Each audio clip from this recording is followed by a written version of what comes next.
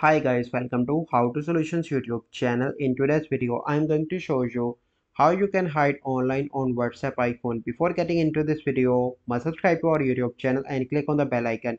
So the first step you need to do is to open WhatsApp, and then you need to click on three dots, and then you need to go into the settings, and here you can see different options. You simply need to go into the chats, and here you can see that there is no option, so you simply need to go into the account and click on privacy, and here in the top you will see last seen and online. Click on that option, and here you can select nobody who can see my last seen, so you can select nobody, and who can see when I am online, so here you can see everyone, so you simply need to select same as last seen. Once you done that, then no one will be able to see that you are online on WhatsApp. So I hope you find this video helpful.